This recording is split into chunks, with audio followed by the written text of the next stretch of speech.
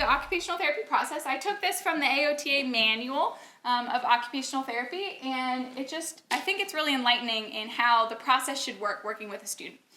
So first, before you do anything, right, any assessments, before you do anything, you're starting with this occupational profile, understanding patterns of daily living.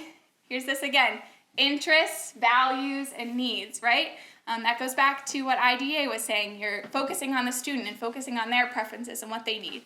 So right from the very beginning, that's what you're collecting data on. What does that individual need? What are they interested in? How can I help them for them, right? And then we move that into analysis of occupational performance, which is like assessments. So then the occupational therapist starts doing their own assessments, and then move that into intervention plans and implementation. So you're taking what the student has given you, right, their interests, and you're putting that into the intervention plan. You're using those towards the intervention plan. And that's how it's supposed to be, right? That's what we're supposed to be doing. We're supposed to be taking the student's interests and basing it off of that.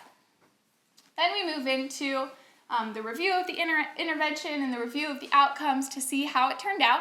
And then you sort of start the process again, right? But again, it's all focused on the student's interests. That's what we should be doing. So here's a couple more statistics dealing specifically with occupational therapy. So 7.5% of students with disabilities in transition age received occupational therapy. So not too many. There's a lot of students who I think could be using occupational therapy who aren't. Unfortunately, some of that sometimes has to do with funding of the school, right? That's not how it's supposed to work. But unfortunately, that is sometimes how that works. If the school can't fund it, it doesn't get utilized as much. And then we have 30% of OTs in schools felt like their expertise was effectively utilized in transition planning, right? So that means 70% of OTs feel like it's not, right?